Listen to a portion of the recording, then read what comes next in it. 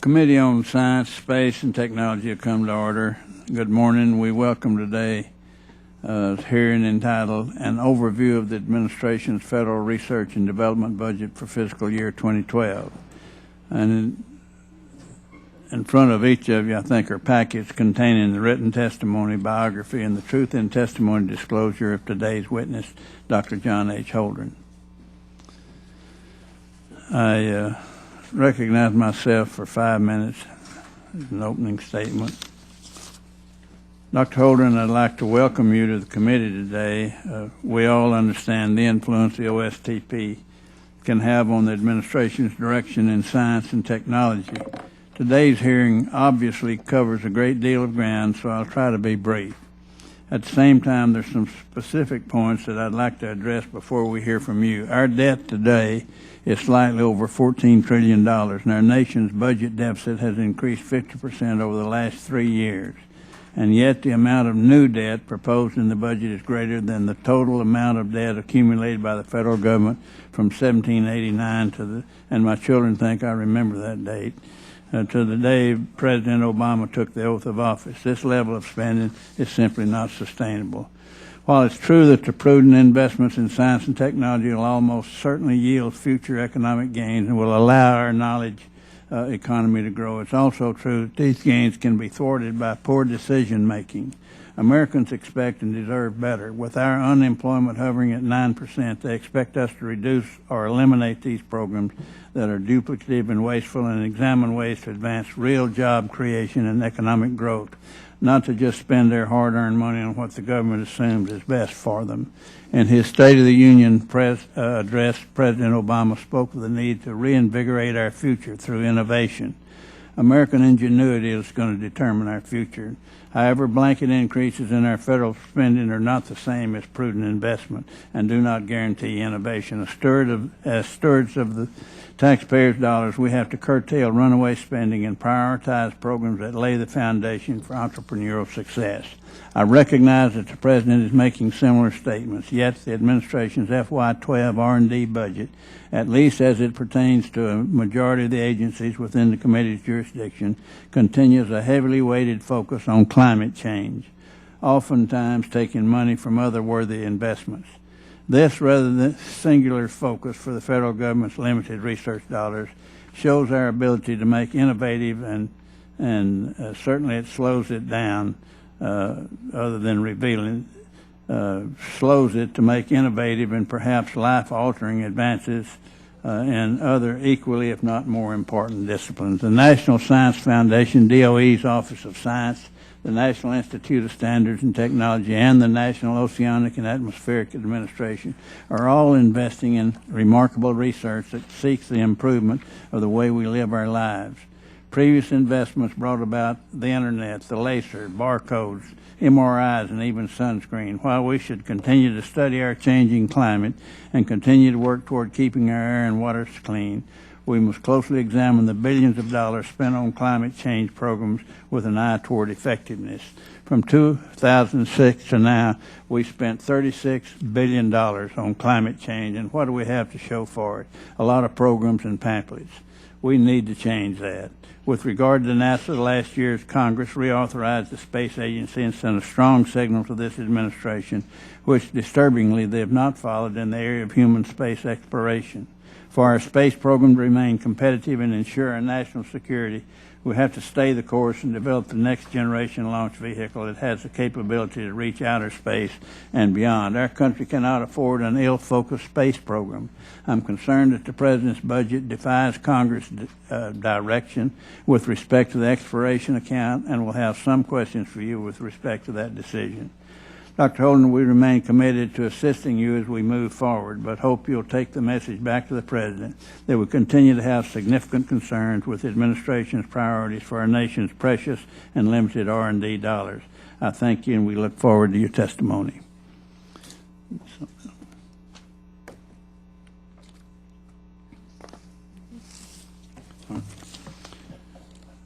All right. The Chair now recognizes Ranking Member Mrs. Johnson for an opening statement. Thank you very much, Mr. Chairman, and welcome back to the committee, Dr. Holdren. We are in a very unusual situation today. We're here today to discuss the President's fiscal year 2012 budget request, even as the fiscal year 2011 budget remains in play. So I hope we can keep the numbers and the years straight. However, even if we jump back and forth in terms of what year we're talking about, the key issues that we need to address remain the same. How best to keep America competitive and create a better future for our children and grandchildren. With the CR, the House is debating this week. I'm afraid we are heading in the wrong direction, and I'm worried for our country and for our own grandchildren and what kind of opportunities they will have in the future. As we focus on the need to create jobs both now and in the coming years, we need to make sure that we are taking steps to ensure that we remain economically strong and competitive in a challenging international marketplace.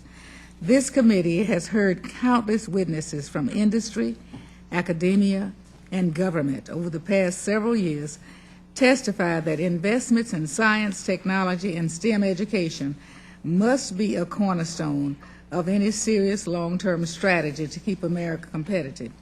While we also need to address tax and other policies that affect innovation, none of those policies will be of any use if we don't first invest in human capital and the research that makes innovation possible.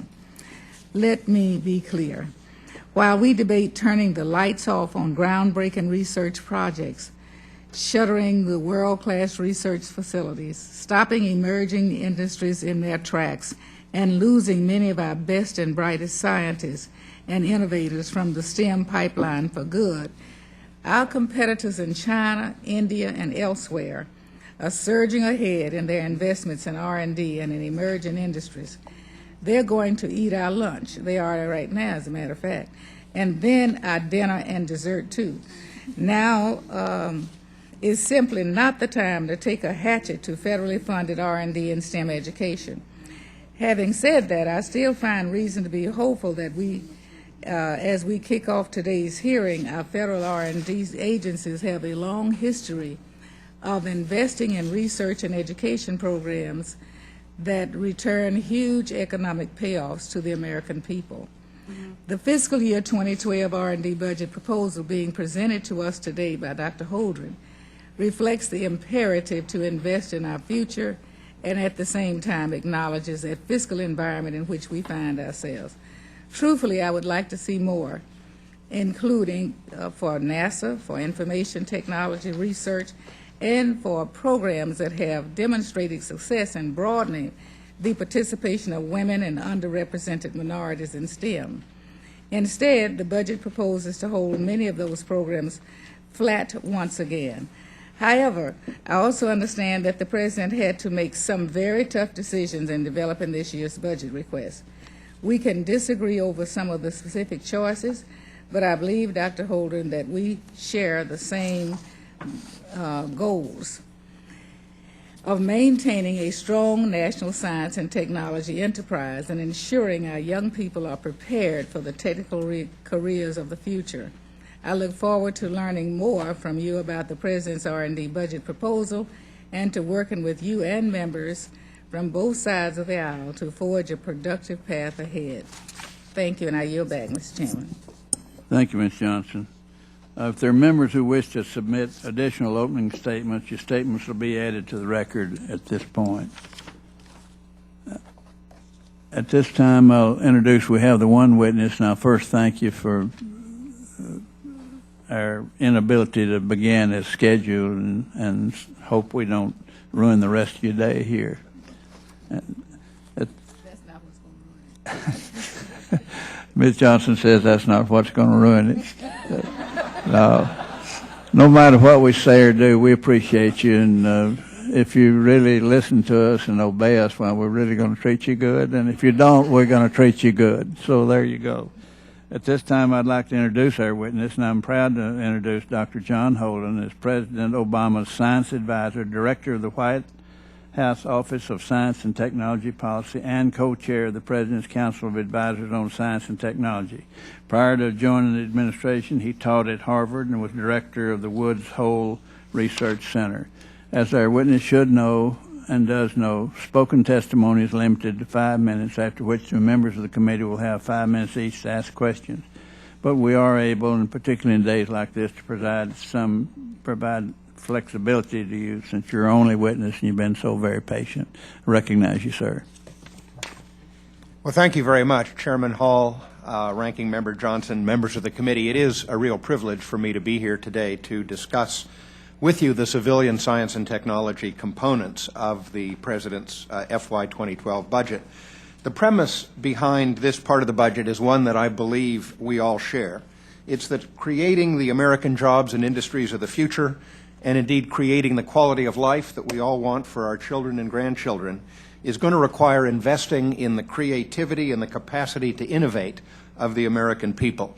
The 2012 budget does so with responsible, targeted investments in the foundations of discovery and innovation, in R&D, in science, technology, engineering, and math education, and 21st century infrastructure.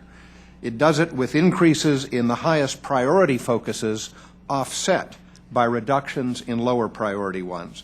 It's a budget aimed at helping us win the future by out-innovating, out-educating, and out-building the competition. Obviously, we need the continued support of the Congress to get it done, and I stress continued support, because strengthening the national effort in science, technology, and innovation has been very much a joint venture of the Congress and the administration over the past 2 years. We hope to extend that partnership in this new Congress.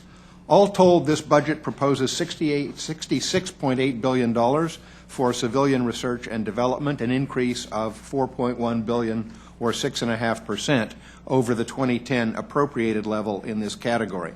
But the administration is committed to reducing the deficit even as we prime the pump of discovery and innovation.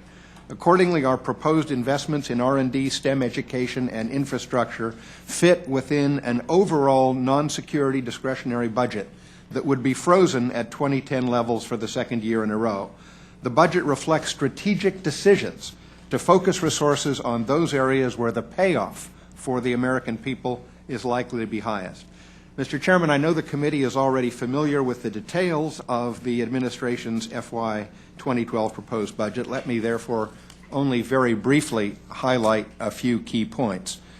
First of all, consistent with the America Competes Reauthorization Act, which was passed in December with leadership from this committee and signed by the President in January, the budget calls for continuing along the doubling trajectory for the National Science Foundation, the Department of Energy's Office of Science, and the National Institute of Standards and Technology Laboratories.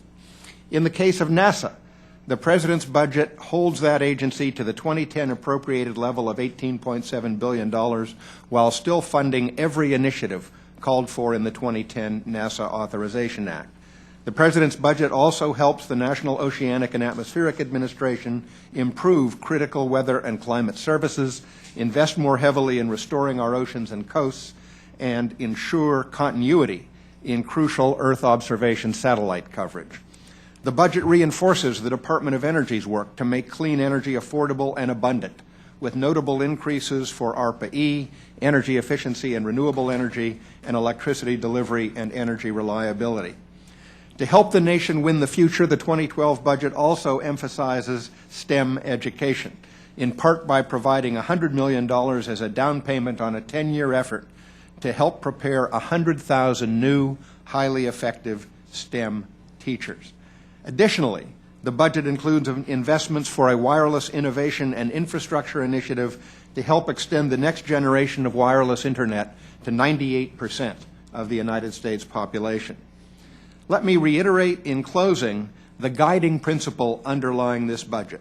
America's strength, prosperity, and global leadership depend directly on the investments we're willing to make in R&D, in STEM education, and in infrastructure.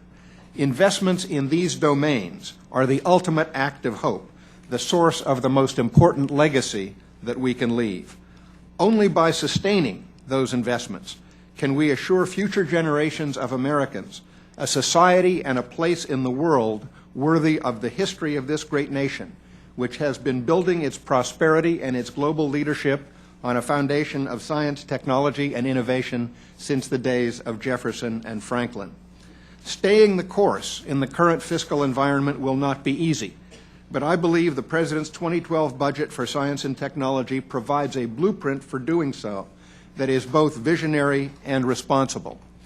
The support of this committee, which has been the source itself of so much visionary and also responsible legislation in this domain, will be essential if we are to stay the course. I look forward to working with you to that end, and I will be pleased to try to answer any questions the members may have. Thank you for your attention. Thank you, Dr. Holdren. I will recognize myself for the first 5 minutes, and I'll try to stay within the 5 minutes. EPA announced the endangerment findings on December 7th, 2009 at the beginning of the Copenhagen Climate Change Conference. I'm sure you remember that, don't you, Doctor? And to understand, you as well as President Obama and other officials also attended. That finding was, so far as I know and believe, was the first time EPA had made a standalone declaration of a pollutant in advance of proposed regulations. I think that's true. Do you agree with that? I have to think, Mr. Chairman, I'm not sure. Okay. Well, maybe I can help you. Maybe I can be of some benefit to you. And it's curious that the announcement was made during the Copenhagen conference and touted there by administration officials, presumably to give the administration more leverage in the international negotiations. What was your role in the endangerment finding discussions and decisions, particularly with respect to the timings of it? Mr. Chairman, I did not have a role in the endangerment decision at all, either in the internal deliberations at the EPA that led to reaching it, or in the timing of the decision. That was not my domain. Who made that decision? I assume the decision on the timing of the finding was that of the EPA Administrator, Lisa Jackson. I don't have any knowledge to the contrary. Okay, then let me move on.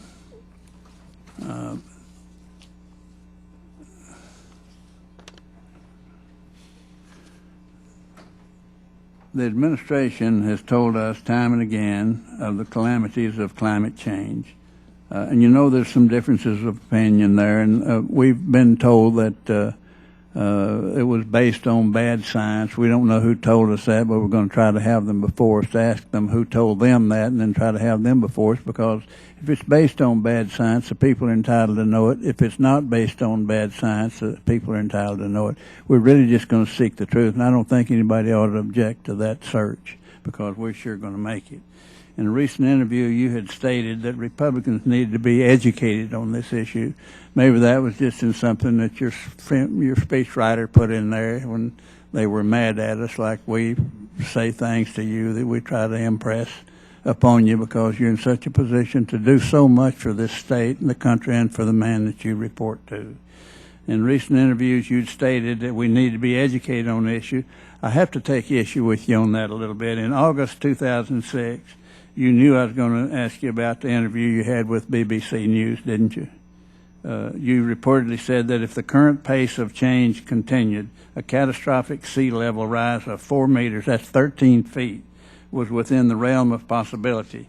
While you were giving the interview, how sure were you about your prediction? As you know, the very next year, the so-called gold standard of scientific consensus by global warming advocates projected that the oceans would rise between 7 and 23 inches, not 13 feet, but less than 2 inches between now and the year 2100.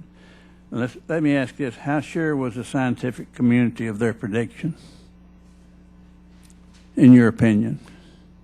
Well, there are actually a number of questions there, but let me start with the most recent, the one of sea level rise. At the time, there had been two refereed, peer-reviewed publications in the scientific literature that pointed out that twice in the last 19,000 years, the rate of sea level went up as much as 3 to 5 meters per century under forcings that is, influences on the climate, natural ones in this case, that were in the same range or smaller than the forces that are now being imposed on the climate, we believe mainly by human activity.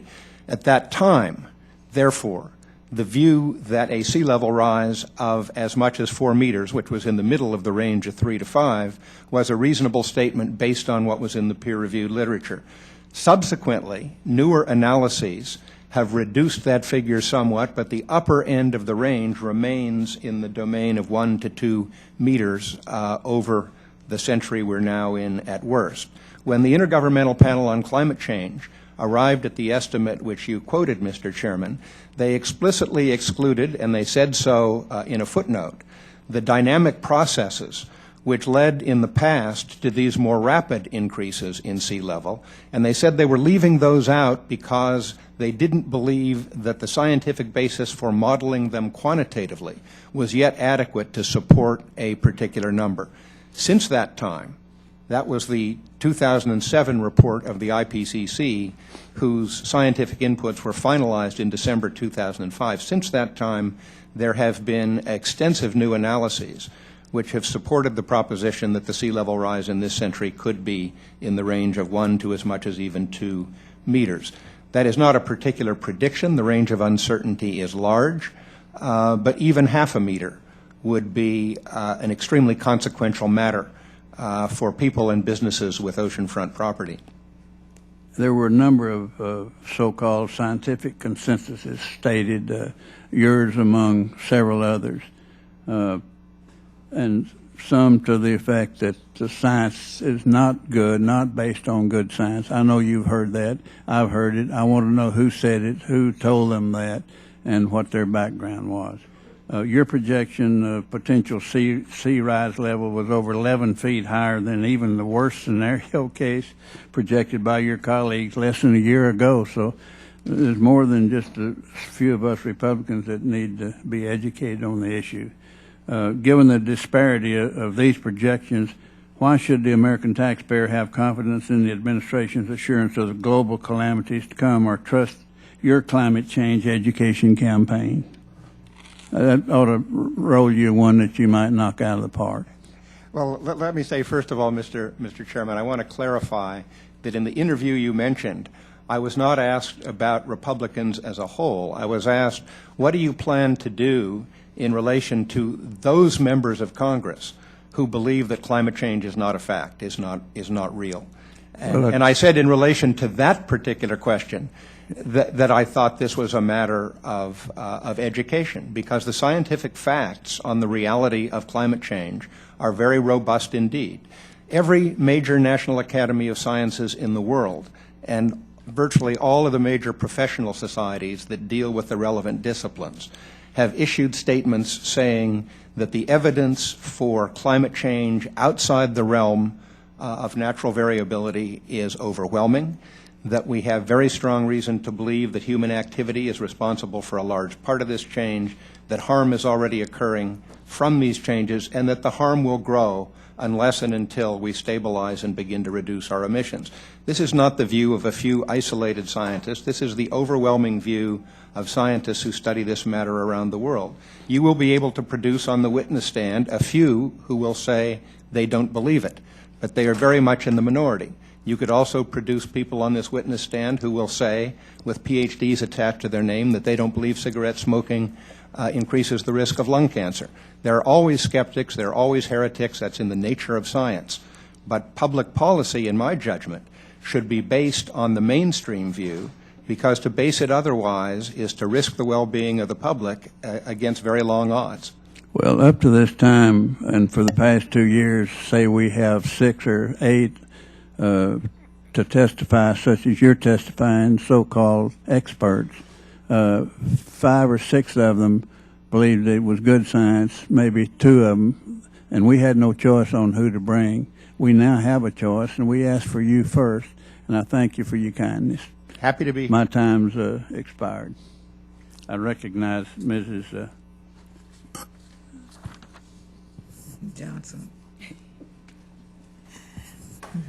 Thank you Johnson, very you much. have 5 minutes, and I used about 8, so I'll pay you back. Okay. Thank you very much. Dr. Holdren, I have looked at the President's budget, and though I am disappointed, it does look better than what we're dealing with here now. But I did notice that the proposed STEM programs have been cut some, and I also would like to speak a bit about the coordination of the various programs between the Department of Education and all as it relates to STEM. I know that there has been some major effort to coordinate. Give me a little update of where you are and how you think we're better utilizing the money. Well, Ranking Member Johnson, let me start by saying we're doing a lot of work to coordinate the efforts in education across the different federal agencies that have activities in this domain. I in OSTP, Melody Barnes, who chairs the Domestic Policy Council and has wider responsibilities for education in the White House, and Education Secretary Arne Duncan, all work very closely together on this to coordinate these activities, and we work as well with the Department of Energy, with NASA, with the National Science Foundation, and with other agencies. Even the Department of Defense has activities related to STEM education. We work with them as well. We think we have succeeded in bringing the parties together, focusing on the magnitude of the challenge, figuring out how to use our resources in complementary ways across those different agencies. This has led to identification of some savings that are reflected in the budget. I would also say, though, in relation to the budget, and in particular the NSF part of the budget, that a great deal of the STEM education activity in the National Science Foundation actually goes on in the various research directorates as part of their activities without the word education appearing in the budget line, because in the research directorates, a great many of the grant programs actually require that educational activities be part of the activity of the researchers who receive the grant. And those kinds of activities have been increasing, and we believe they're very effective. Now, just looking at the continuing resolution, there are really very deep cuts toward the Hispanic serving institutions, like 78%, a third of the historically black colleges, and a third or more of the tribal colleges. But what really gets my attention as well is that $1 billion is cut from Head Start, and which means then that it makes it more difficult to implement STEM courses because most of the kids that really need this orientation by a greater percentage, all of them need it, but by a greater percentage, are Head Start eligible children. And I wonder what kind of review has been given to these potential cuts. And I ask that because our U.S. companies or CEOs that we've had before this committee has said that if we don't focus on the skilled labor and better education, that our companies would leave this country.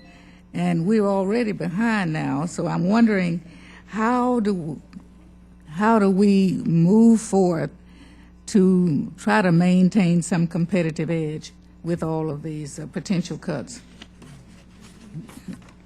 Well, I would have to say that the process of analyzing the impact of the cuts in the continuing resolution has only begun, and I don't have available to me detailed analyses. But looking at the magnitude of those cuts, it is clear that they would be devastating to many of the activities in support of STEM education, in support of R&D, in support of catalyzing innovation that the administration believes, and I think many on this committee believe, this country is going to need if it's to succeed in maintaining its leadership position in the world in innovation, its competitiveness, if it's going to succeed in creating the products and industries and jobs of the future.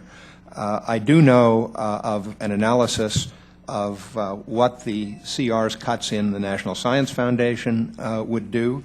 The estimate is that versus the 2010 enacted level, the NSF in its research directorates would make 500 fewer awards supporting 5,500 fewer people, that in the Education and Human Resources Directorate they would make 235 fewer awards and 4,400 fewer people would be supported. In total, 10,000 fewer people supported by NSF in these domains, which are, in our view, so critical to maintaining our competitiveness, to maintaining the technological savvy of our workforce, to maintaining the scientific savvy of our voters. Thank you. One last question. I know my time is running. In NASA, for the fiscal year 2012, the request includes a 5-year run-out that shows a flat budget of $18.7 billion per year, while the federal budget requests $18 billion, and only increasingly slightly again in fiscal year 2015 and 16. Why is the agency showing a different run-out than the federal budget? And what version is correct? My understanding, Congresswoman Johnson, Ranking Member Johnson, is that the out-year budgets are only notional at this point, and I think the differences between what NASA did and what the OMB put out probably mainly reflect the last-minute character which always attends the preparation of these numbers, but they are only notional at this point, and I think the out-year numbers simply should not be taken that seriously at this particular moment. As you know, the President is committed to freezing non-security discretionary spending over a period of 5 years as a whole, and I think the numbers which are in that ballpark in both cases simply reflect that commitment on an agency-by-agency basis. Thank you very much. Thank you. Thank you, Ms. Johnson. Chair recognizes Dr. Brown, Chairman of the Investigations and Oversight Subcommittee, for 5 minutes. Thank you, Mr. Chairman. Dr. Holdren, at his inauguration, the President promised to, quote, restore science to its rightful place. As a physician and an applied scientist, I applauded that promise. Since then, a number of actions taken by this administration, or inactions, such as handling of the Gulf oil spill and its decision on the Yucca Mountain, make me question that goal. Dr. Holdren and I have a number of questions related to that notion of scientific integrity. When did the President ask you to deliver scientific integrity recommendations? As you know, Congressman Brown, the President in March 9th of 2009 issued a presidential memorandum on scientific integrity in which he asked me to deliver guidelines that would elaborate on those recommendations in 120 days. And as you know, I missed that deadline by a very large margin. We discussed that, you and I, yes, in sir. a previous hearing. When did OSTP have that draft ready? The guidelines were released on December 17th of last year, after going through many, many drafts and much discussion among agencies and within the different offices in the White House. What prevented the release of those guidelines from the point that you developed your OSTP draft to the final delivery of them?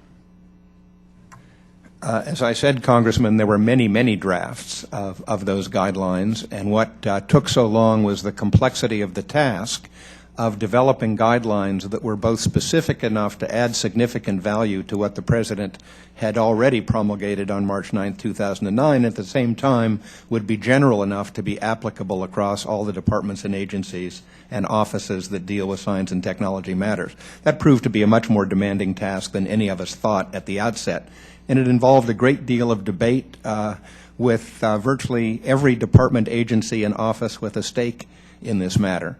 Getting it right took us a long time, for which I've abundantly apologized. Whose job is it to bring about that process? My job, sir. Okay, thank you. Would you characterize these recommendations as guidelines or orders? They are guidelines in the sense that we encourage the departments and agencies to build on them, and where possible, even to strengthen them. Okay, are there any recommendations for presidential action on these guidelines? I think the action continues to remain with the departments and agencies and with me. The departments and agencies have been asked to respond to the guidelines by producing, within 120 days of my issuing the guidelines, their own detailed policies, department by department and agency by agency, which would reflect those guidelines, but again, would elaborate on them further in the context of the particular responsibilities, functions, and constraints that exist within those departments and agencies. Very good, sir. Did you direct these agencies to implement these policies, or did you simply say that they should? Should they or shall they? They are directed to implement them, and I would emphasize that the President was clear in his memorandum of March 9th, 2009, that the principles embodied in that memorandum were effective as of the time that they were issued, and I made sure departments and agencies understood that as well. Okay, what deadlines do the agencies have to implement these guidelines? There is no specific deadline, I think, other than the timeline that they are expected to produce drafts of their policies in the next 120 days, and as we get those, we will determine what we are going to ask of them going forward. Where are we in that process of the 120 days? Where's the timeline? Well, I issued the guidelines on December 17th. 120 days obviously would be 4 months from then. So one has got January, February, March, April would be the time we would expect those draft policies to be delivered. And I should say the two agencies have delivered theirs already. Very good, and I hope to get those, the committee gets those policies.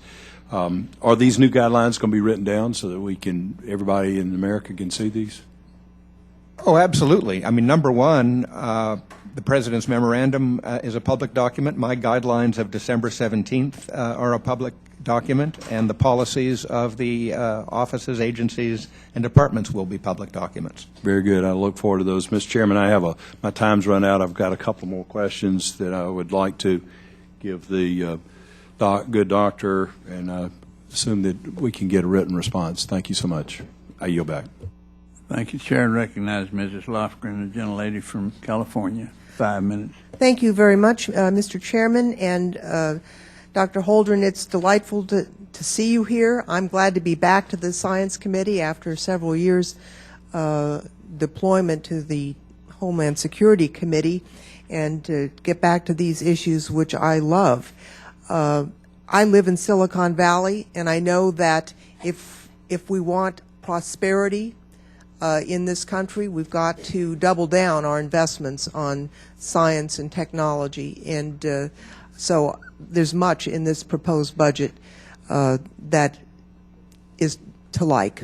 I do have, I just want to make a stray comment. You know, being from Silicon Valley, we're near Stanford, and Steve Schneider, along with Jim Prahl, did issue a paper last year in the proceedings of the National Academy of Science, where they assessed what the other climate scientists, active climate scientists, were saying, and found that 97% of active climate scientists had reached the certain conclusion that climate change is occurring and that humans are the cause of it. So I think that issue is settled.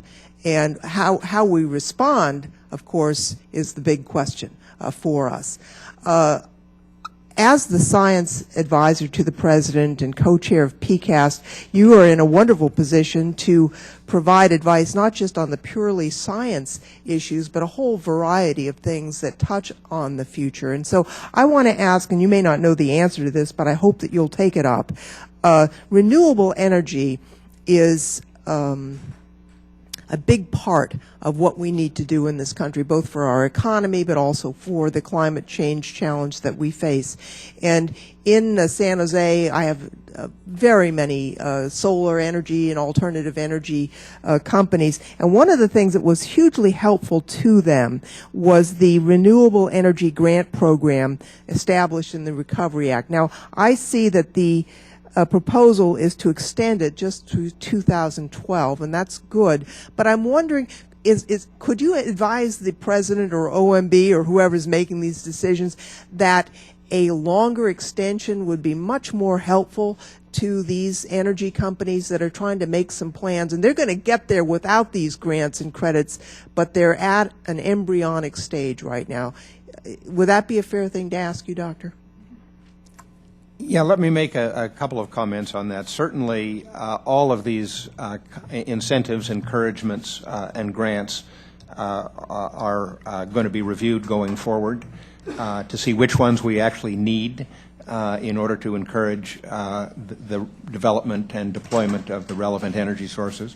As you know, we have moved in what we're recommending from a renewable energy standard to a clean energy standard, which embraces, in addition to the renewables, cleaner coal technologies, nuclear energy technologies, and with partial credit for reduced greenhouse gas emissions, natural gas. We think we're going to need all of those, and we want our policies going forward to reflect a balanced approach that encourages all of the cleaner energy sources that we're going to need to address the whole array of energy challenges we face. And those include staying competitive in the global energy technology market. They include creating jobs, high-quality jobs that will stay in America. They include reducing conventional air pollutants, and they include reducing our dependence on imported oil. And they also, of course, include reducing our contribution to the dangers from climate change.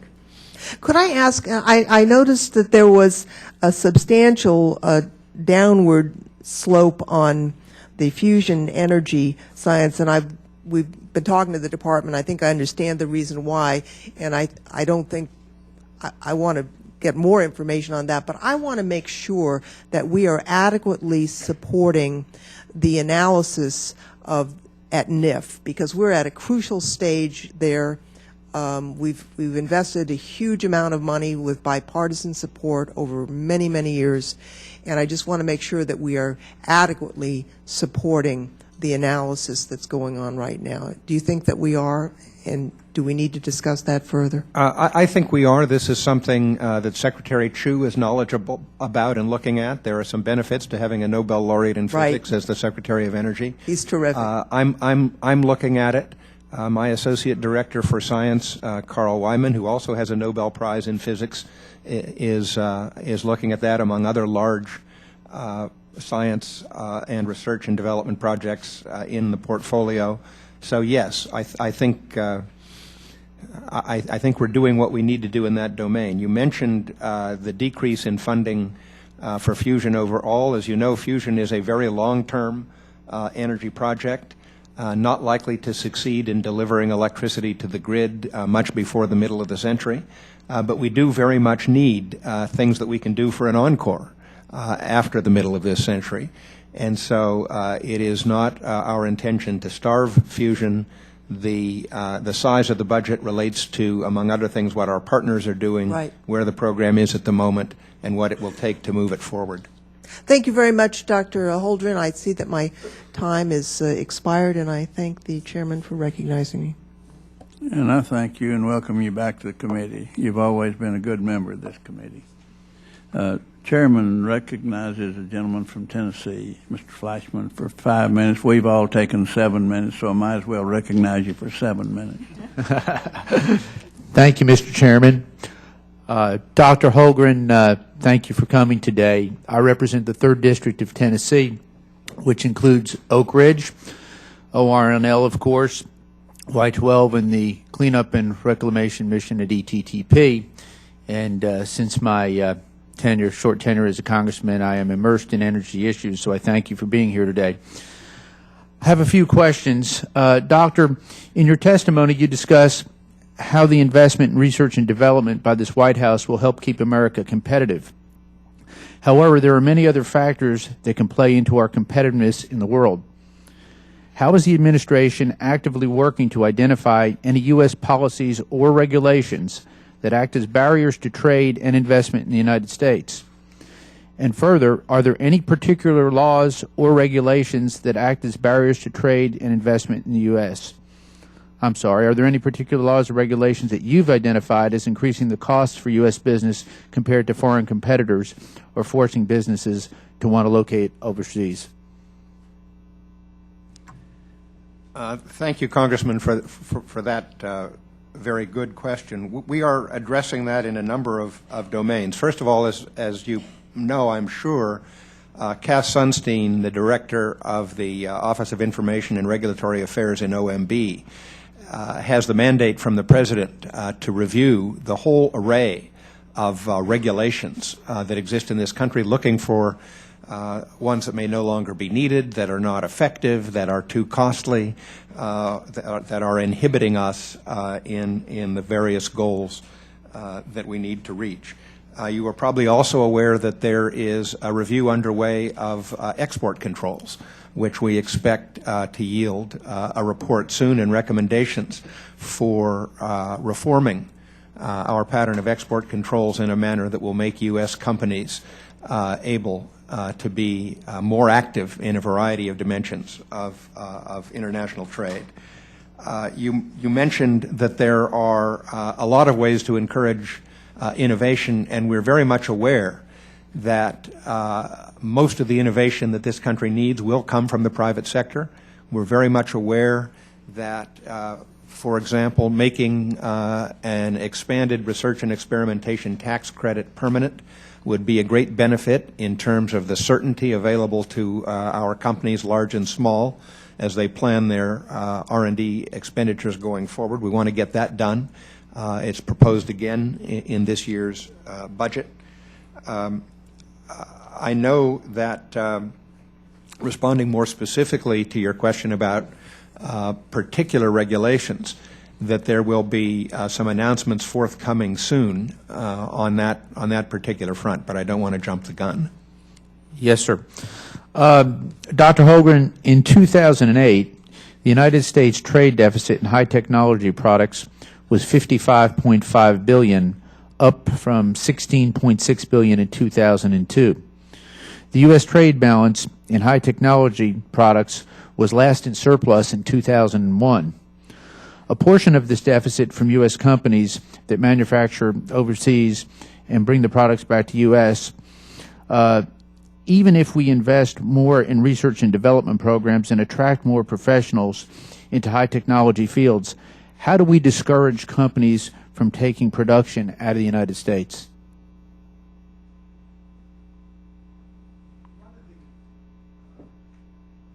I think one of the key elements there actually comes back to this domain of science, technology, engineering, and math education. We need to create a workforce in this country that has the skills and the capabilities that make it attractive for U.S. firms to hire American workers and to stay in America in order to be able to hire them and bring them on board. That may be the single most important thing we can do, lifting the capabilities of our workforce to keep American companies here. America has always competed on the skills of our workers and on our capacities to innovate, our capacities to deploy better technologies for manufacturing, to develop better products.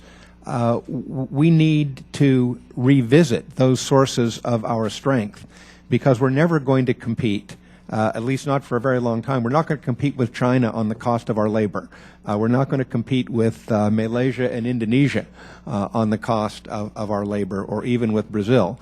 But we can and we must compete with them with a higher quality workforce, a more skilled workforce, a more technology savvy workforce, and with continuing innovation that makes our manufacturing technologies better than those of our competitors, that makes the products we're producing better than those of our competitors, so that we will have those high quality jobs that stay in this country. Thank you, Doctor. I yield back, Mr. Chairman. Thank you. At this time, I recognize Mr. Miller, who is the ranking member on Energy Subcommittee. Mr. Miller, you have 7 minutes, sir. Thank you, Mr. Chairman. You can give us back 2 if you want to. There's a remote possibility that could happen. Dr. Holdren, there's been a great deal of attention to the issue of critical supplies of rare earths in the media. It was also a subject of interest to this committee in the last Congress. There was a hearing in the Investigations and Oversight Subcommittee, which I chaired, on that topic and on our domestic supply of rare earths. Our subcommittee developed legislation which Kathy Dowkemper, who was the vice chair of the committee, introduced. It did pass the House. It went to the Senate, where bills go to die, and sure enough, it did. But I understand that I'm preparing legislation this time, and I know that others are as well. What we found is that it's not an issue that fits neatly within the jurisdiction of any of the federal departments. It kind of crosses boundaries, which is also true of the committees of Congress. It doesn't fit neatly within the jurisdiction. It does cross boundaries. I understand that OSTP has an ad hoc committee working on the issue of critical and strategic materials. Can you kind of tell us about that ad hoc committee? Is it a formal committee? What's the status, and what is that committee doing?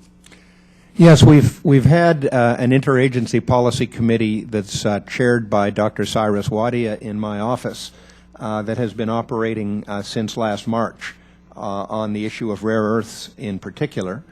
And that committee has included representation from the National Security Staff, from the Department of Defense, the Department of Commerce, the Department of the Treasury, and so on, working toward developing potential solutions to the current degree of overdependence on China for our supplies of rare earth metals, which are needed for our defense technologies, for our information technologies, for a number of our clean energy technologies. So these rare earth minerals are crucial to us, and currently 95% of the world's supply is being produced in China. That is not, by the way, a result of the concentration of all of the resources in China. The resources are more widely distributed. We have considerable resources of these rare earth minerals in the United States. There are considerable resources in Australia and elsewhere.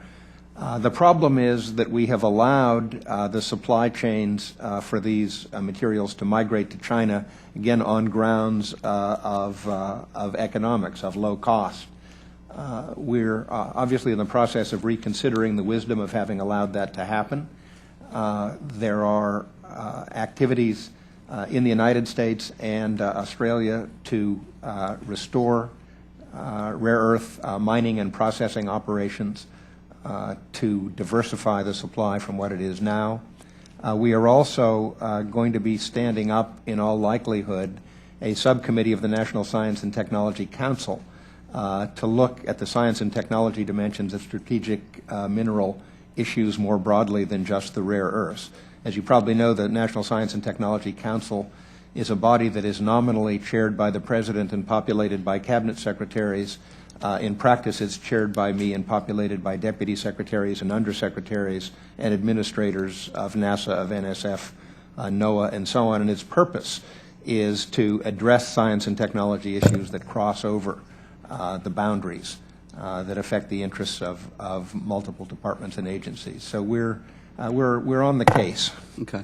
I would like to use my remaining time to discuss climate change research. You have said earlier in testimony, you said today, that there is substantial agreement among scientists that climate change is occurring and that human activity is contributing substantially to it, but there is some uncertainty about exactly how quickly it will happen and how dire it will be. And to use the phrase that economists would use, there's a baseline scenario which is very bad and a adverse scenario that is cataclysmic.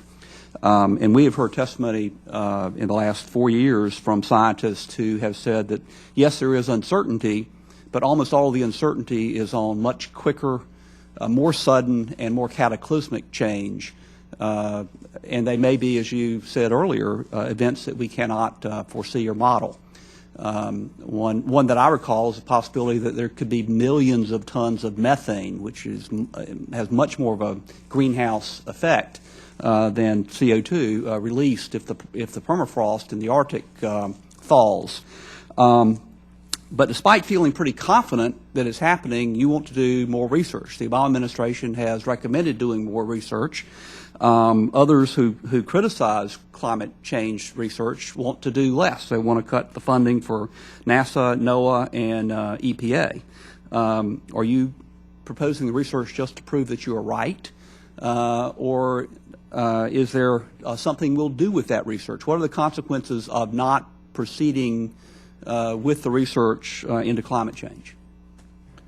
Well, first of all, I would say that, as I've noted before, while the core understandings from climate science are that the climate is changing in unusual ways, that humans are responsible for a large part of that, and it's already doing a variety of kinds of harm, there is a tremendous amount of detail that we do not yet understand. We don't understand enough about the regional patterns of climate change as they're likely to emerge. As you know, climate is a complicated business even without any human interference in it.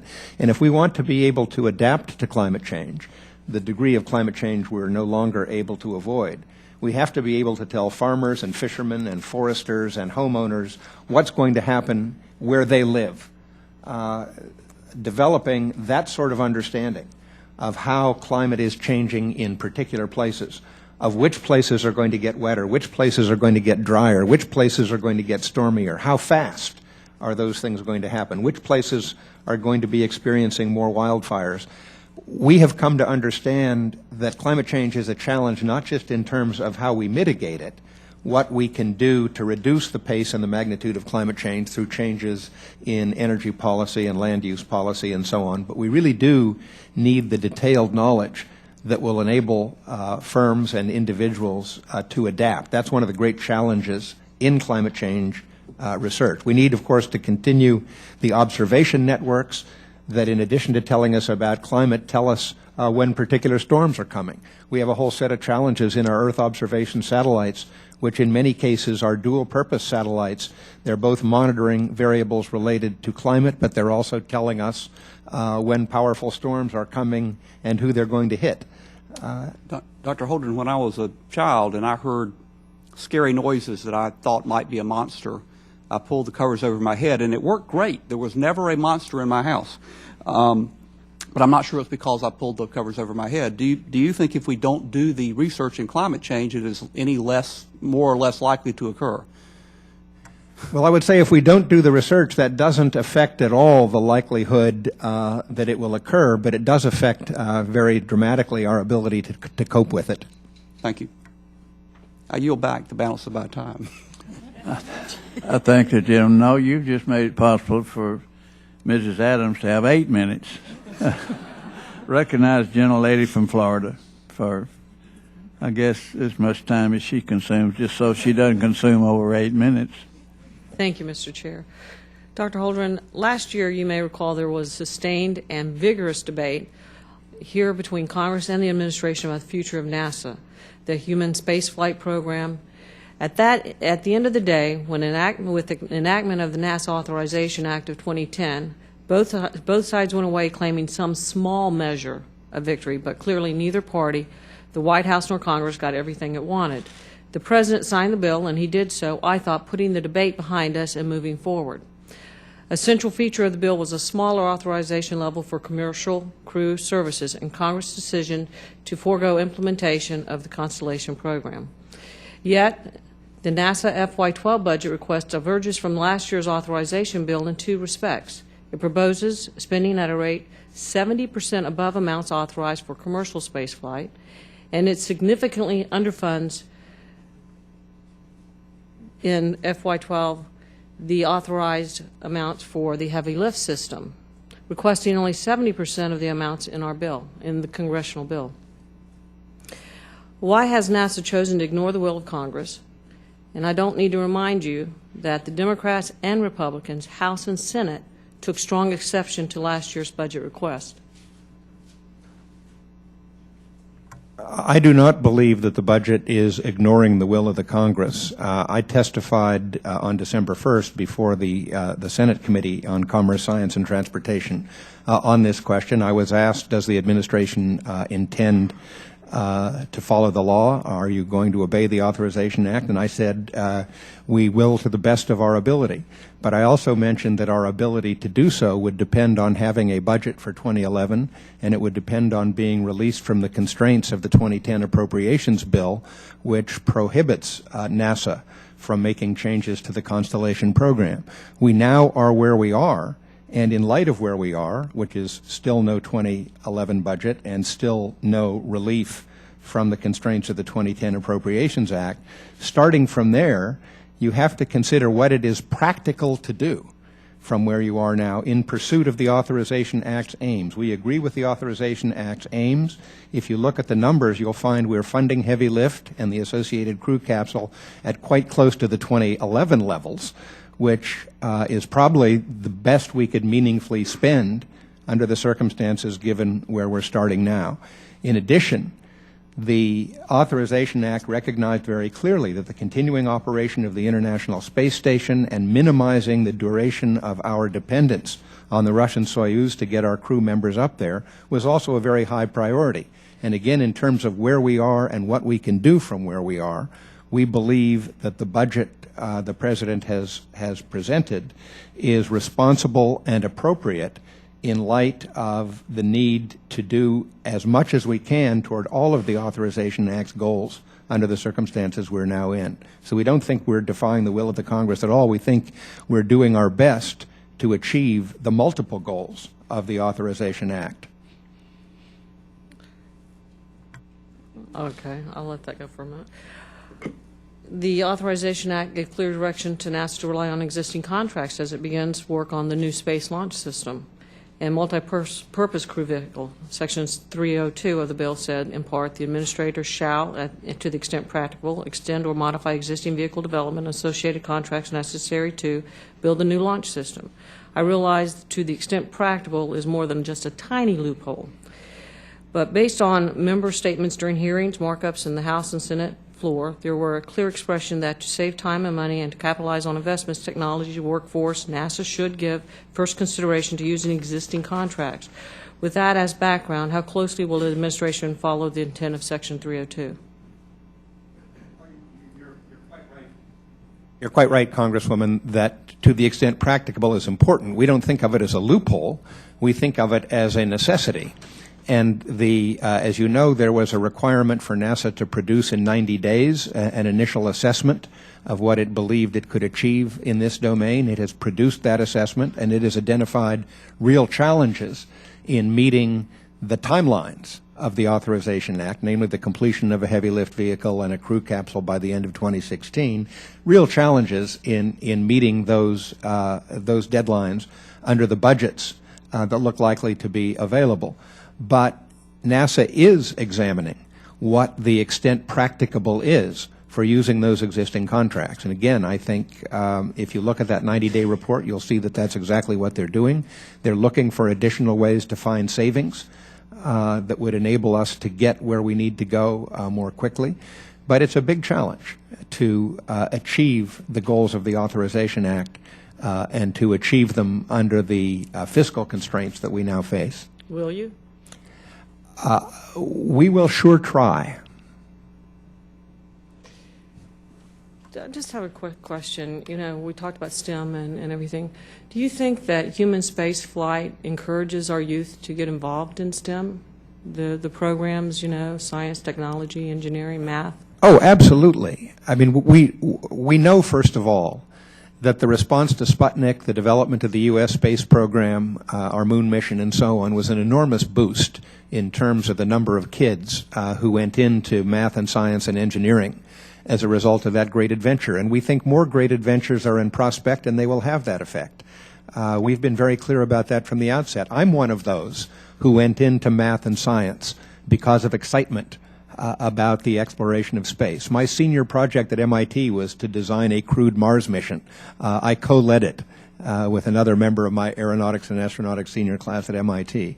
I think it's very important stuff.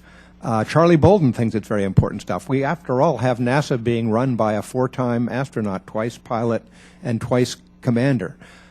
He's very excited about human spaceflight. So am I. We've got to do it, of course, in a manner that we can pay for. But we will do it. And the President, I have to say, is excited about it. The President, every time we talk about this, and I've talked about it with the President and Charlie Bolden together. The President has had astronauts into the Oval Office and into the Roosevelt Room 7 times since he's been in office. We love this stuff. My question is for our youth, and we don't want to hinder their yearning to explore, now do we? Absolutely not. Do you yield back anytime at all? Okay. You did a good job. Thank you. I recognize this time, I'm not sure I want to, but Mrs. Edwards, a gentlelady from Maryland. Thank you, Mr. Chairman. It's why I adore you.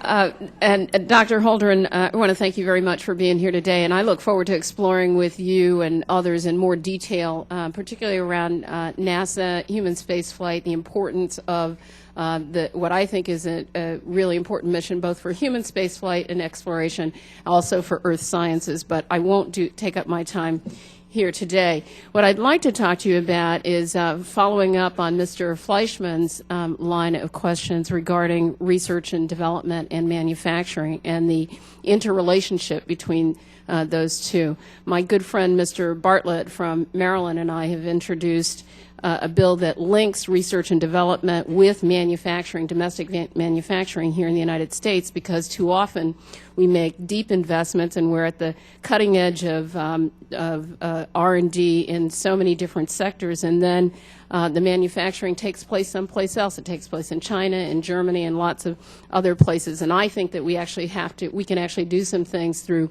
our tax policy and across agencies to incentivize not just the R&D and making it permanent, which is so important, particularly for small firms. The big guys will figure out a way to go from year to year if it's not permanent. It's the small, innovative, creative, nimble firms that really struggle when we don't have a permanent tax credit, but then linking that to domestic manufacturing. And so I've been able to visit some firms out in my district who are just doing the most amazing work around mapping the human genome and, really the most cutting edge science.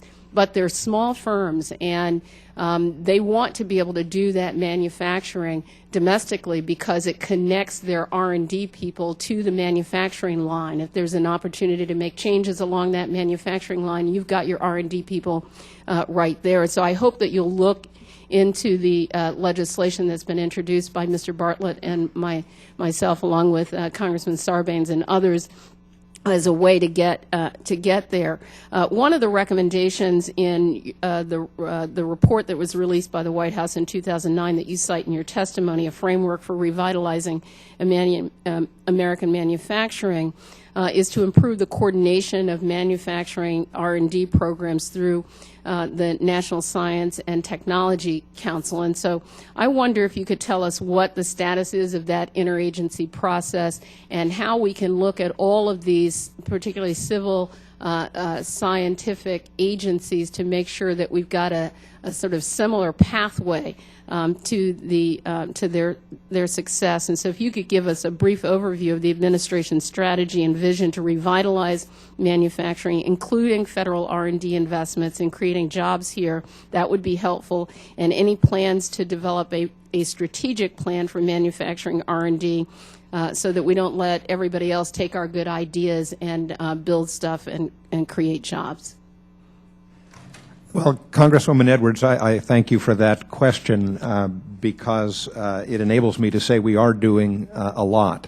We are just in the final stages of setting up a National Science and Technology Council subcommittee on advanced manufacturing under the Technology Committee, a standing committee of the NSTC. It will have 3 co-chairs. A co-chair from NIST, the National Institute of Standards and Technologies, one from DOE, and one from the Department of Defense. They are currently in the last stages of vetting for those roles. We also have underway a study requested by the president of his Council of Advisors on Science and Technology, PCAST, on advanced manufacturing, which is nearly complete, in which we hope actually to brief to the president in just a couple of weeks. We have an assistant director of OSTP for advanced manufacturing. Sridhar Kota has been in place for the last couple of years on leave from his professorship at the University of Michigan.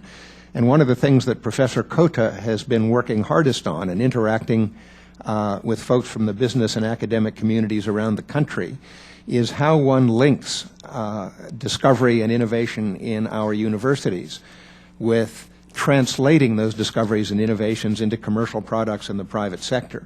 And one of the things I would note is there's a wonderful example of how this can work at the University of Michigan, from whom we borrowed Professor Kota, which is a very large, state-of-the-art nanotechnology manufacturing laboratory and experimental facility in which businesses of all sizes can come and use those facilities to develop their own products and their own approaches, including small businesses that could never afford this kind of equipment themselves. And it's a wonderful example of how we can do better at translating the capabilities of our universities, and for that matter our national laboratories, into tighter interactions with the private sector, and particularly, as you point out, the smaller businesses that wouldn't be able to muster the capital to develop these kinds of innovation and experimentation capacities on their own. Thank you very much. And I just want to point to you something that we are doing in Maryland, and it's relatively new, and a new initiative by our governor, and it is essentially to create that kind of investment fund that could, could spur the kind of investment that it's tough to get in this economy, and particularly for small firms. And I think whatever we can do to encourage states on their own to do that, it just bolsters what's happening with our federal agencies.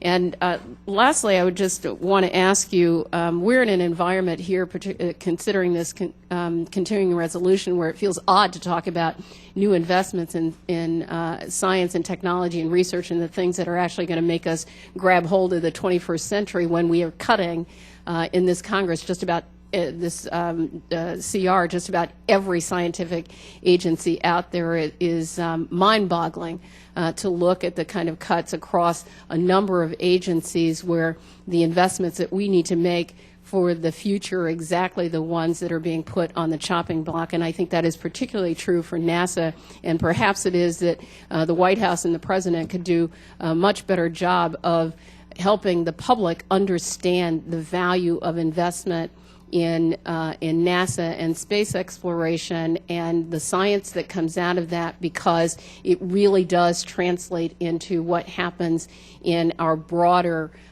commercial sector and the way that we remain competitive. So I look forward to the President, just speaking out, because otherwise Democrats and Republicans alike just put NASA and our other scientific agencies right on the chopping block as though it's something that we can afford to discard and still hope to be even remotely competitive in this century. And with that, I would yield the balance of my time, if I have any, Mr. Chairman.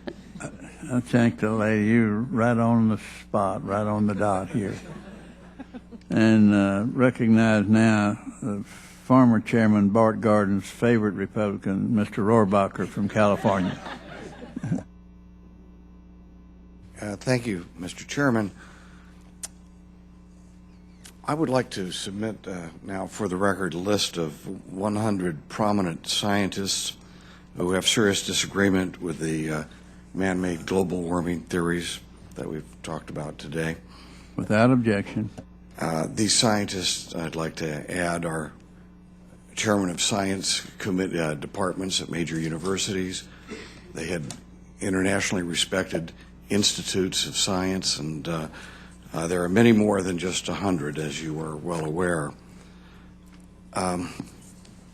Doctor, in the past, you've made public statements referring to those who question your assessment on man-made climate change and you have labeled them as deniers. The term deniers is only commonly used in one other context, and that is to question whether or not the Holocaust actually took place. Do you believe that this is an appropriate term? And what purpose does it serve except to stifle debate rather than to have an honest discussion? Congressman Rohrabacher, when I used the term, I only intended to use it in its most straightforward interpretation. These are folks who are denying the reality of a particular thing, namely climate change. It was not my intention to compare them to Holocaust deniers, and to the extent that that's the impression given, I regret it. And for that reason, I will doubtless choose to use other words in the future. Thank you very much.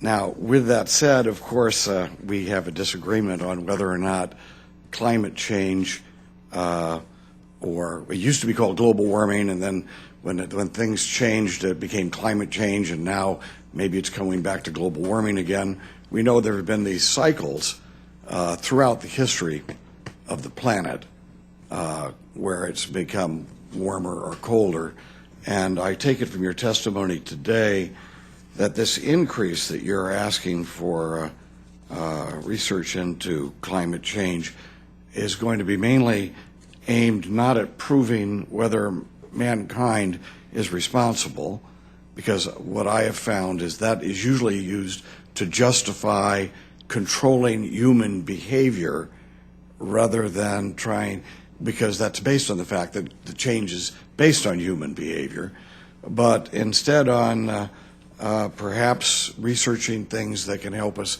adapt to what could be natural climate change. Well, I would say, first of all, that you are correct that part of the increased research activity that we propose in the President's budget would relate to adaptation, and that adaptation would be germane, whether changes in climate had been caused by humans or caused by natural forces. That much is certainly correct. Right. But that is not the only activity in climate change research that we would continue to support. We have extensive observing networks, satellite-based observations, on-the-ground observations, which are helping us understand how climate is changing. We have extensive analytical and modeling activities which help us try to understand the extent to which human activities are contributing. No one in the climate science community denies that climate has changed naturally over the millennia and that there continue to be natural forces influencing the climate. The question is, what is the relative magnitude today of the natural forces and the human influences? We intend to continue to conduct research which will shed light to support research, which will shed light on that question as well. I would hope that the end result of scientific activity is to make our lives better and not to control our lives in the name of saving the planet. But one thing we can really agree on, and we can agree on what you've just said as well, I might add, is when I'm looking at your also the research for the Department of Energy, we talk about a certain decrease, but I want to pinpoint it because it might not be aimed directly at what I'm worried about. Number one, I think that fusion, we have provided funds for fusion energy research for a long time and have very little to show for it. So that perhaps does justify some bringing down the level of research. But I also understand it says nuclear R&D in general research will decrease by 8%. But I have in front of me a figure that says that there's $67 million going to be spent for helping the small modular reactor deployment program to assist in developing licensing of these small modular reactors. Now, is that $67 million, is that an increase? The overall level of R&D would decrease, but that for small modular reactors would increase, is that correct? Yes, that's correct. The increase for small modular reactors is for work that would provide the analytical basis to assist in the licensing of this new class of reactors, which have a great deal to recommend them, by the way. Yes. As potential contributors to our electricity supply and to our balance of payments, I should say, because we could Exactly. market them rather widely. Yeah. Let us note that where we have many disagreements, we also have many agreements, and this happens to be an area that I have agreed with the administration, for example, much to the dismay of some of my own colleagues on the space proposals that have been made about NASA, and I really agree thoroughly on this concept of trying to get down to business so that we can go into the business of manufacturing small modular nuclear reactors. It would both have a positive impact on energy, and it is consistent with the climate problems that some people are worried about, but I'm also worried about air pollution, rather that this would affect as well. So thank you very much, and I appreciate you being here today. You yield back? I yield back. I note that Mr. Lujan, who was here earlier, gentleman from New Mexico, you have 5 minutes, sir. Mr. Chairman, thank you so very much. Dr. Holdren, thank you for taking the time to be with us today as well. I appreciate the administration's commitment to research and development and innovation as key to the nation's economic development and international competitiveness. I'm particularly passionate about capitalizing on our investment in R&D, transforming new scientific discoveries and technological capabilities that are produced by R&D into new commercial products, new businesses that can create jobs, namely those that we see especially with our DOE national labs, DoD research facilities, Air Force research labs, and NSA facilities, which are often overlooked as a key component of innovation of the country, especially as they lead to opportunities with working small businesses. We need to find better ways to open up opportunities.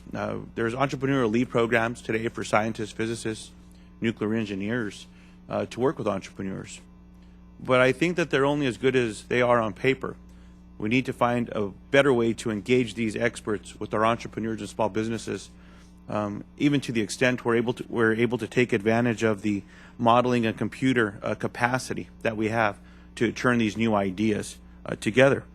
Without the important step of tech transfer, our competitors will only be the ones who reap the benefits. Oftentimes we see technology that's invented and thought of here in the United States to even mature and be commercialized outside of the country, and we need to change that.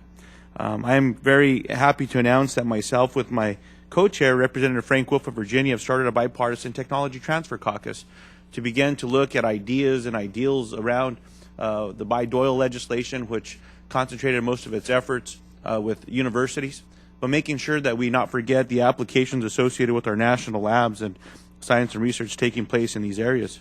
The Bipartisan Technology Transfer Caucus in the House, we look forward to working with the administration and with the many capacities I think that have to still present themselves. You stated in your prepared testimony that as part of the President's Startup America initiative, a broad set of federal agencies will launch a coordinated series of policies that ensure high-growth startups have unimpeded access to capital, expanded access to quality mentorship, an improved regulatory environment, and a rapid path to commercialization of federally funded research.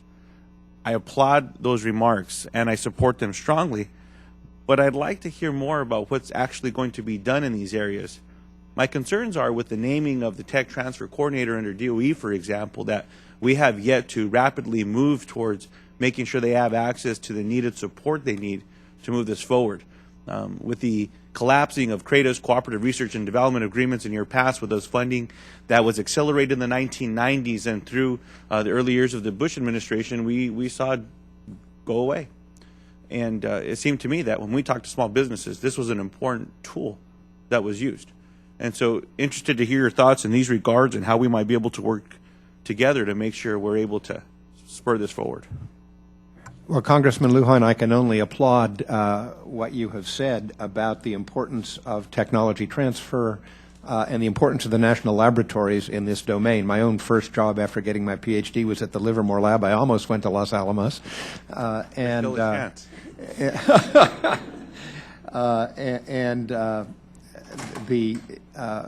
The potential there for doing more to enable discoveries made in the national laboratories to cross the boundary into the commercial sector is enormous.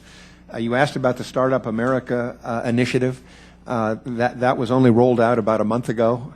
And when we did, we announced the participation of a number of the country's leading high-tech entrepreneurs and venture capital folks who have pledged their cooperation in setting up the specific activities and institutions that, for example, are going to provide the mentorship that the program talks about, where successful high-tech entrepreneurs have agreed to mentor budding entrepreneurs to increase their probability of success, and where the venture capital community is stepping up in the form of many of its real leaders to get this done. And so it's a new initiative, but we do not intend this to just be about an initial meeting where all these high-powered folks come and pledge their participation. This effort is being led in OSTP by my Deputy Director for Policy, Tom Khalil, who is immensely energetic and determined to work with others in the administration and the Congress to make this a success. And I'm delighted to hear about your tech transfer caucus that you and Congressman Wolf are heading. That can only be a benefit. Thank you very much, Dr. Holdren. And Mr. Chairman, I think that this is an area where, visiting with former members and members that we have today, that this is an area where we can work together to make sure we jumpstart the opportunities for small businesses. I have some other questions around regional innovation clusters and minorities in STEM. And Mr. Chairman, if there's no objection, I'd like to make sure we submit this into the record, and maybe we can work with Dr. Holdren to get these answered later. But I very much am eager to see how the national labs, especially at NSA facilities, will be included in that effort. So, Mr. Chairman, thank you for your indulgence. Yeah, without objection, they will be, and Dr. Holton will answer those, will you not, by mail? I will. And I hate to tell Mr. Sarbanes that we have two more. Is Mr. Sarbanes left? He's so patient. I was going to give him 10 minutes. I wish he'd stayed. Mr. Holdren from Illinois, you're recognized for 5 seconds, 5 minutes. I'd talk really fast. Thank you, Mr. Chairman, and thank you, Dr. Holdren. I wanted just to talk briefly. I'm concerned about funding for Department of Energy's Office of Science, and specifically the High Energy Physics program, which we all know is in a period of transition. The administration has notified Congress that it intends to shut down the Tevatron at Fermi National Accelerator Laboratory, or Fermilab, which is in my district, 14th Congressional District, as originally planned at the end of fiscal year 2011. With the end of operations at this record-breaking machine, Fermilab is ready to transition to new programs, including the Long Baseline Neutrino Experiment. The LBNE is to be the anchor project for the Deep Underground Science and Engineering Laboratory, or DUSEL, at the Homestake Mine in South Dakota. Originally planned by the National Science Foundation, a study is now underway to recommend how to proceed with DUSEL under a revised stewardship agreement between DOE and NSF. Just had some questions about current status of funding for DUSEL for FY 2011. Has NSF identified the resources to keep DUSEL underway while the study is conducted and decisions are being made on the path forward for this project?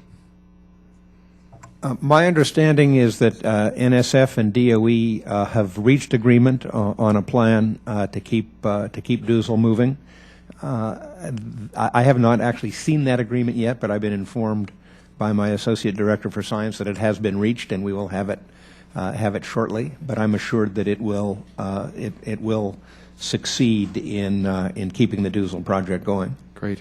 And as you hear things, we're interested in that. Would love to hear, obviously, what the next steps are there. The President's FY 2012 budget request of $797.2 million for high energy physics overall would amount to a freeze at the FY 2010 enacted level, when other programs in the Office of Science are slated to increase from 21 to 24%. Why is there such imbalance between the basic research portfolio of the Office of Science?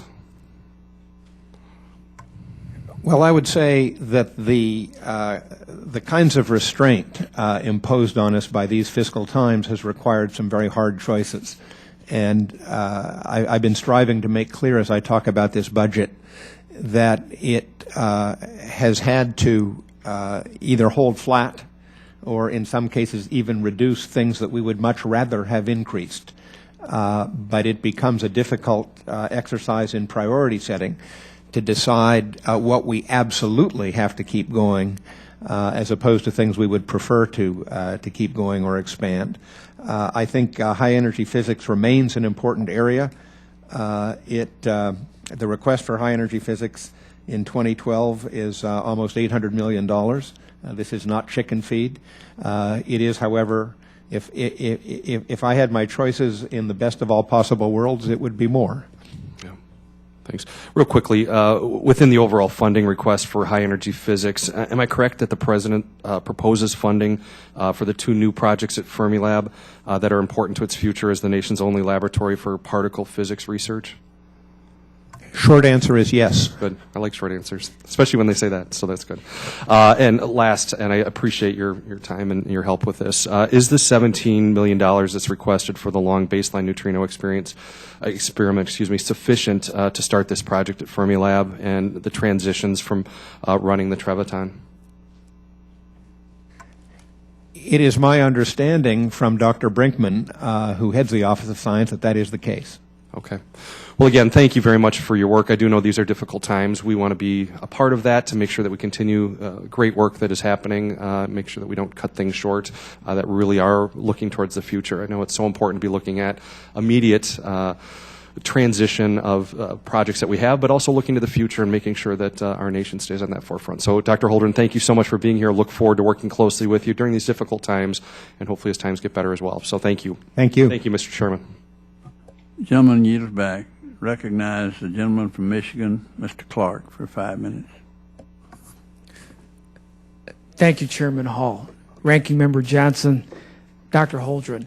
I'm new to this committee. In fact, I'm new to Congress. But I'm born and raised in the Motor City, and I represent the city of Detroit right now. And that city's achievements in manufacturing and in automotive technology is recently highlighted by the artist Eminem in his recent Super Bowl ad.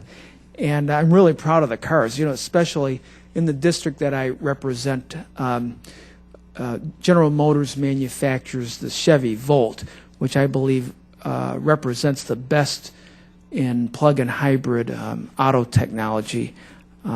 Just on a personal note, and I'm doing this also because I want to promote, my city and really what it meant to me. My dad was an immigrant from India who came to this country 80 years ago, came to Detroit specifically for the purpose of working in the Ford foundry.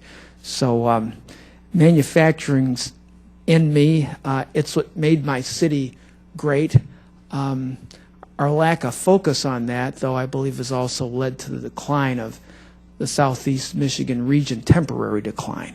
But also, as our president noted in the State of the Union, it's in new American manufacturing is how we can help bring more stability to our families financially, create a really enduring prosperity for our country, and great products that we can sell worldwide that folks in other countries can enjoy. But anyway, those are my preliminary remarks. I appreciate you at least giving me the time to at least share with you the importance of metropolitan Detroit, the importance of investing in manufacturing and in that region. It's not only going to help Detroiters, it's going to help this country. In the proposed budget, can you give me some examples on how this proposed budget would help further develop and deploy new technologies that really can advance manufacturing here in this country, if you're able to? And then I also have, let me just give you the second question really related to that.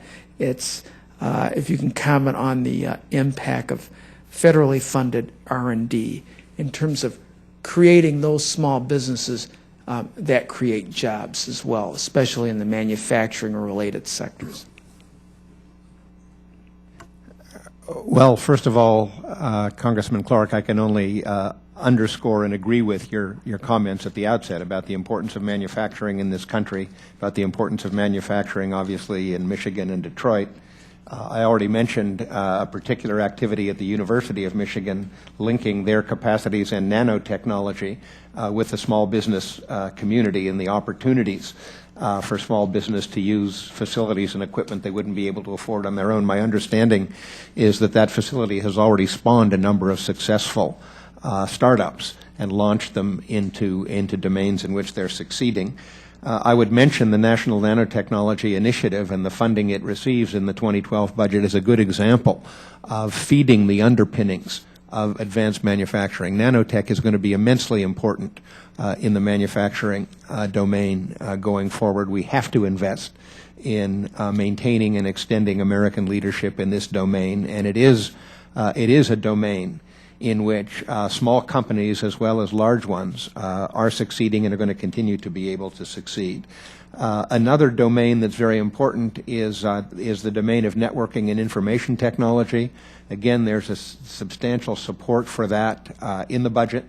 It is important in part because the use of information technology in advanced manufacturing, using information more effectively to save energy, to save materials, to make products to finer tolerances, to make them in new ways, is going to contribute to our capabilities in the advanced manufacturing domain. I think you'll find all across this budget, in the budget for NIST, the National Institute of Standards and Technology, in the budget for DOE, in the budget for, even the budget for the Department of Defense, which of course is very interested in advanced manufacturing and as reflected in their co-chairmanship of the embryonic National Science and Technology Council Committee on Advanced Manufacturing. There's a lot of support for that domain. The President understands it's important. It's one of the studies that the President requested from his PCAST, that we look at the potential in advanced manufacturing and make recommendations for what more we can be doing, and we will be doing that very shortly. Would I have an opportunity Yes, sir. to ask one more follow-up on this? Just one, sir. That's it. The Chair recognizes you for another minute. Thank you very much, Mr. Chair. Also, to Doctor, we've got a great research university in my district whose capacity for R&D has grown dramatically in the last 30 years. That's Wayne State University. I look forward to some type of partnership with that university and some of your agencies. Just my last point on this, I would like the opportunity to actually comment on STEM and how we can make sure that we can get teachers trained in that area in inner city districts like my own. But for the sake of time, I'll just ask this last question. Then can you comment on the impact on jobs in the economy should the federal government really slash its investment in R&D as proposed in the current continuing resolution that we're considering this week?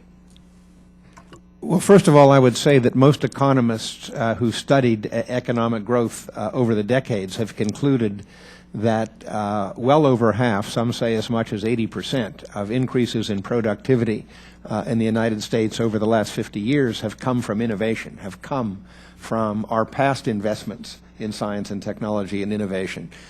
Nobody can predict the future with a clear crystal ball, but looking at the history of the contributions of science, technology, and innovation to our economy, it would seem to be imprudent to cut off our investments in that domain if what we're interested in is economic growth and prosperity. I think the President said it very well in his speech in North Carolina some weeks ago when he said, if you're trying to make an overloaded airplane lighter, you don't do it by throwing overboard the engines. And really, science, technology, and innovation have been the engines of our economic growth over the decades. They are expected to be the engines of our economic growth going forward as long as we don't throw the engine overboard. You yield back. Ms. Johnson, I'm probably going to get a prize for the one that represents their district better, and Mr. Clark, you would have won it today. All right, let's see who we recognize now. Mr. Lipinski. He's a ranking member of Research, Science, Education Subcommittee, and he has a lot of other obligations, and thank you for coming and including us today. We recognize you for 5 minutes. Thank you, Mr. Chairman. I want to thank Dr. Holdren for spending all this time with us today. He's probably been here since I've cast 14 votes, been here, been to another committee, asked questions, went to delegation lunch, and I'm back here, and you're still here. So, I appreciate that. I want to associate myself with the comments of Mr. Clark and also Ms. Edwards on manufacturing. It's critical. I'm not from Detroit, but I also did love that M&M commercial. I don't love M&M either. It's all right. I don't know. But it was a fantastic commercial. Made me, it's sort of what we, I think, really need to get that back in this country. We need to be building things. And I think you understand that. One thing that you were just talking about is nanotechnology. I've said many times in this committee that I've drunk the nanotech Kool-Aid. I believe that it's critical in so many different areas to the future economic growth and jobs. And I think the United States has to be on the forefront of that. I was pleased to see in the President's 2012 budget that the funding for nanotechnology research was modestly increased. And I was particularly interested to see substantial new investment in nano manufacturing research. So one thing that I think is very critical, hopefully we'll get through this quickly, one other question, another area, is what more can be done for nanotechnology commercialization? That's an area that I've been very focused on in my time on this committee since I've been in Congress. What more can be done on commercialization? What are your plans?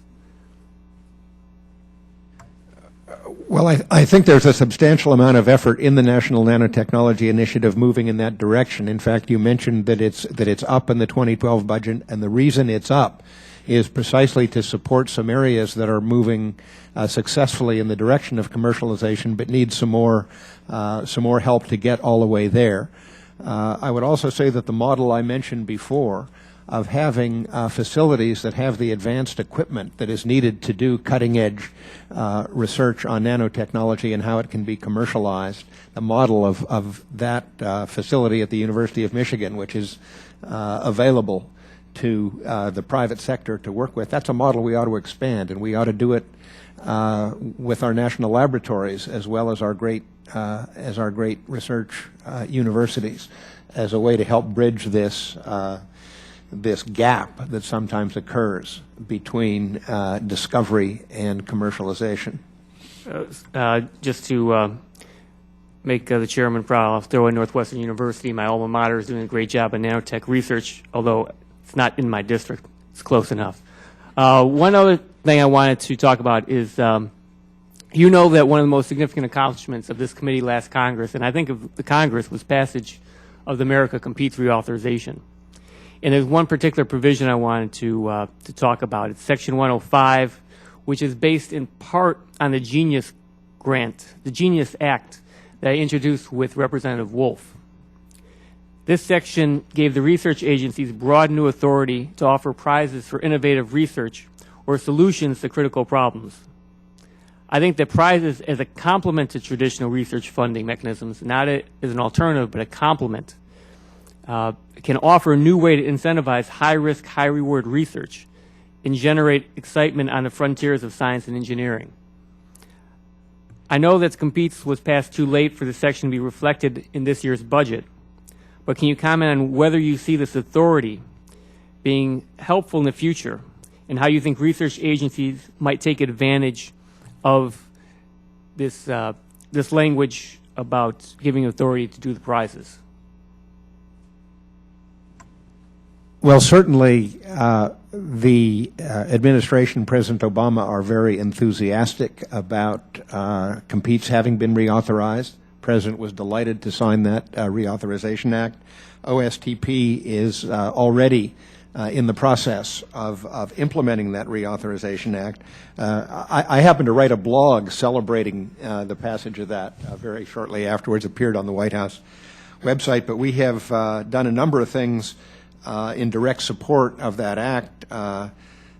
We have established a National Science and Technology Council Committee on STEM Education. We'll meet for the first time in just a couple of weeks. That's Section 101. We've established, as I mentioned already, an interagency working group on advanced manufacturing R&D under the NSTC. We're in the process of establishing an interagency public access committee, which is Section 103, which I think you referred to. We have an interagency group on scientific collections, which is working on the aspect of America Competes there. And you mentioned competitions and prizes. We're enormously enthusiastic about the potential of competitions and prizes. A lot has been happening there. I'm sure you know about the Automotive X Prize, where $10 million in prize money put up by the private sector in a competition that was co-sponsored and co-organized with the Department of Energy led to $100 million in investments by the competitors competing for the $10 million prize on how to make automobiles that would get more than 100 miles per gallon of gasoline equivalent. We now have a one-stop shopping website called challenge.gov, where all the existing prizes and challenges that are out there are documented so folks can find them and identify things they'd like to compete in. We think this is a very high leverage domain, and again are very happy indeed by the encouragement provided in the reauthorization of America Competes for that direction. So we're great fans of this committee and what it has managed to do through the original America Competes and now its reauthorization. This is great stuff. Thank you, Dr. Holdren. Yield back. I thank you, gentlemen. And finally, the very patient Mr. Sarbanes. I'm glad to recognize you for 5 minutes where I don't have to say I didn't see the woman come in here with that hat on. You're recognized. I appreciate it, Mr. Chairman. Thank you very much. I understand I stepped out just before you called me. I try not to do that again. We were going to wait for you if you came after dinner. Yeah. Dr. Holdren, thank you for being here today. I appreciate your patience. I wanted to just go back to the climate change thing real quickly because Congressman Rohrabacher was pointing to a group of, I guess you might call them dissenters, on the view that climate change is now being driven by this sort of a man-made phenomenon at this point. And I just wanted you to comment, if you could, on the notion of what it means to reach scientific consensus. Obviously, that can't mean that we will have 100% universal agreement on whatever the particular scientific judgment is that needs to be made. We're charged with making policy judgments and setting a program direction and so forth based on looking at the preponderance of evidence and so forth. And isn't that the case here? I mean, however many scientists there may be out there who indicated some anxiety or concern or resistance to the notion of climate change, there's an exponentially greater number of people, it appears to be, on the other side who really believe this is happening. And we have to base our judgments on sort of the balance of what's there. In this case, I think a very heavy balance in that direction, and that would constitute a consensus for purposes of making policy. Would you not agree? I would agree. I have not seen the particular list of 100 that Congressman Rohrabacher mentioned. I can only say that in the past, when such lists have materialized, most of the names on them were folks who were not actually climate scientists, and one could reasonably assume that they had not spent as much time in the scientific literature of climate change as those who do that as a full-time profession. As was mentioned earlier here, rather serious and systematic studies of what professional climate scientists believe have indicated that well over 95% of professional climate scientists believe the basic propositions that I've summarized here now a couple of times about climate change going forward in ways that are highly unusual against the backdrop of natural variations, that humans are very likely responsible for a large part of that, and so on. I appreciate that answer. I'm going to jump to another topic real quick. Well, let me just say, if I may, it would be a very odd thing indeed if all of the academies of sciences of the world, the Chinese Academy, the Russian Academy, the U.S. Academy, the Brazilian Academy, had all reached this conclusion. These academies are rather conservative bodies. They don't lightly issue reports and statements about matters of science bearing on public policy. The fact that every Academy of Science in the world virtually has done this should have some considerable weight in telling us where the scientific consensus is. And you're absolutely right, there will always be dissenters, but they are very much in the minority, and the question is, why should we bet the welfare of the public against the very long odds that the vast majority would turn out to be wrong and a very small minority would turn out to be right? Thank you. I was encouraged by the President's FY 2012 budget with respect to the investments being made in some of the critical areas that we've talked about today. I wanted to ask you about STEM education. The President announced this particular recommitment to that investment at Parkville Middle School a few days ago, which is located in my district, and we're very proud of the STEM education program that they have there. I understand there's a group coming together that's going to try and look at where there might be some duplication of effort, or how better to coordinate across agencies the delivery of STEM education and that emphasis, and I applaud that. And just looking, for example, at the relative resources committed to the Department of Education for that effort versus, say, the National Science Foundation and other agency commitments is going to be important. But what I wanted to ask you is, how do you think we compare to our peer nations? I mean, the Parkville Middle Schools of America are doing a good job with STEM education. But how much is that the exception versus the rule, particularly when you lay it against what's happening in these nations that are competing with us with respect to that kind of investment? Well, first of all, as you know, in the various standardized tests on math and science, the United States has not been doing well in relation to our competitors. We tend to rank variously between 17th and 25th among the nations of the world in standardized math and science tests in various grades ranging from 4th to 8th to 12th. And what's even more discouraging is our rankings tend to get worse as you go up in age. So we're doing worse in the 8th grade than in the 4th, and we're doing worse in the 12th grade in comparison to our competitors than in the 8th. On the other hand, it remains true that we have by far the greatest college and university system in the world, and one of the reasons we continue to lead in so many fields of math and science and engineering is that the strengths of our college and university system in some sense have been at least partly compensating for the shortcomings at K through 12. But we need to lift our game in both places. We need to lift our game in K through 12. We need to lift our game in colleges and universities, because even as good as the colleges and universities are, they're losing too many people who come in enthusiastic about science and technology and then end up drifting off into other fields because their teachers aren't inspiring enough, their curricula aren't stimulating enough, and we've got to fix that. We've got to fix it at K through 12. I would also say, though, by way of balance, that when I talk to my counterparts in China and Japan and South Korea, as I did this past summer in Joint Commission meetings on science and technology cooperation that we have with those countries, they still envy our school system because they think, although we're doing worse than they are on standardized tests, they believe that we do better at inculcating creativity in our kids.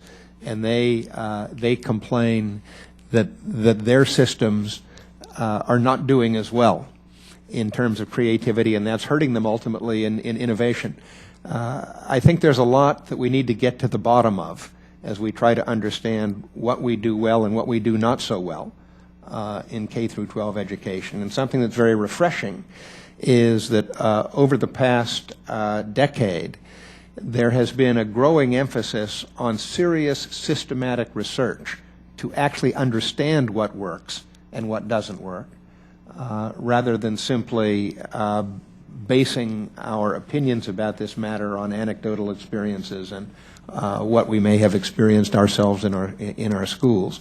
Our STEM education effort in OSTP is now being led by our Associate Director for Science, Carl Wyman, whom I mentioned before as a Nobel laureate in physics, but he is focused far more these days on STEM education, which has become his passion, than on just physics itself. And Carl is overseeing the setting up of the National Science and Technology Council Committee on STEM Education that is going to do this work you mentioned, of looking across all of our STEM education efforts, across all the agencies that engage in this, looking for duplication, looking for symbiosis, and looking for more rigorous application of what research shows about what works in this domain. Would the gentleman yield? Before you yield back your time, Mr.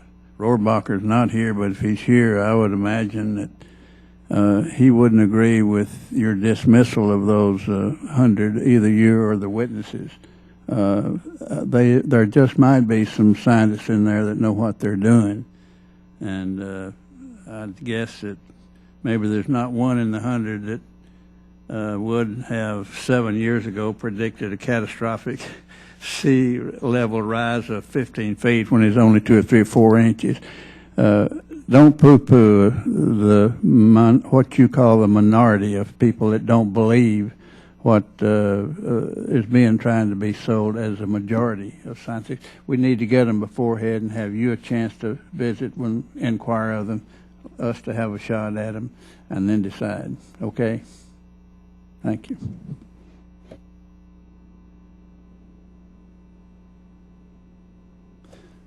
Is there anyone else here? All right. I thank you, Dr. Holdren, for your very valuable, willing testimony and congenial testimony, and the members for their questions. The members of the committee may have additional questions for you, Dr. Holdren, and we'll ask you to respond to them in writing, if you will, sir. I will, and thank you very much, Mr. Chairman, and the record will Ranking Member remain Johnson open as well. for 2 weeks for additional comments from members. To the lady from Dallas, Ms. Johnson, do you have anything further? No, just want to thank the witness. With that, she just wants to thank the witness. I join her. We are adjourned. Yes.